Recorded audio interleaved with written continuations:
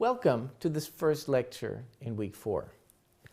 So in this first lecture, we're going to look at the choice of market and specifically at the attractiveness of a market. How does this all fit in to the overall process of entry? So planning entry starts with figuring out if your firm can even start thinking about entering a market. Do they have the resources? Do they have the financial resources? Do they have the managerial resources? Are they in any way unhappy with the current business? If that's the case, then thinking about entering a new market might be a good idea. In a second step, they have to choose which market they want to enter. And we're going to look at that in more detail. If they've decided which market they enter, they have to choose an entry type, which we're going to get to later. And finally, they have to choose an entry strategy. But for now, let's focus on the choice of market. The choice of a market means that we're going to look at the attractiveness of a particular market and see, well, does it make sense for us to enter an industry, enter a geographical market that we've just analyzed. Secondly, when we do think of entering, are there any entry barriers that we have to think about and we have to take into consideration? But if we think about market attractiveness, the most commonly used tool is a framework called Porter's 5 Forces, named by Michael Porter, who's a professor at Harvard Business School. So Porter's 5 Forces basically describes a set of 5 different characteristics of a market that determine the attractiveness of this particular market or industry. And the first and probably the most important one is how intense competition within the single industry is. Right? So if you have harsh competition between lots of players, then that may mean that each of these players doesn't make a great deal of profits.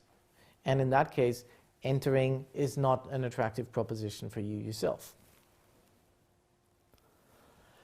Suppliers play a big role, and that may seem counterintuitive, but for now, suppliers exert bargaining power.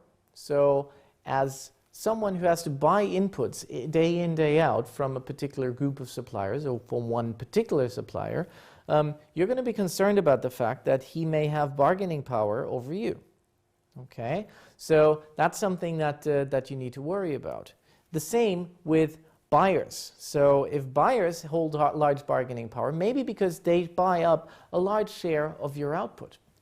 So think of someone who sells mainly to governments or to large institutions. Then here, every single contract, every single sale is going to make a big impact on your annual profits. So therefore, a customer, a buyer who's very important to you, who represents a large share of your overall revenue, is going to mean that he holds bargaining power over you, which might depress your profits, might lower your profits in the long run. Potential new entrants. So this is an interesting one because on the one hand, a market becomes more attractive if it's hard for firms to come in. Okay, so this is not going to erode profit margins if other players cannot come in, so if the entry barriers are significant. On the other hand, if you put yourself in the shoes of a potential entrant, then high entry barriers are, of course, a disadvantage. That may be a problem in that case. Finally, substitutes. The role of substitutes is an important one because if you can replace whatever you're currently selling, whatever is currently being sold in the market, by something that's very close, something that's very similar, then the industry itself might not be an attractive one. Why is that? Well, if you try to raise prices, if you try to increase your profit margin, and most of your customers are going to go and buy a substitute, then you're unlikely to be making huge profits from that particular market. So the role of substitutes means that if there are close substitutes, that increases the price elasticity, the price sensitivity of consumers, which means that your consumers are going to start running away the moment you start trying to increase your profits. So all in all, we've got these 5 forces: competition within the industry, suppliers, buyers, potential new entrants, and substitutes. Finally, while not part of the formal 5 forces, we also have to consider government regulation and taxation. So of course, if you're in a market that's highly regulated, then you might not be making the amount of profits that you would otherwise expect to make.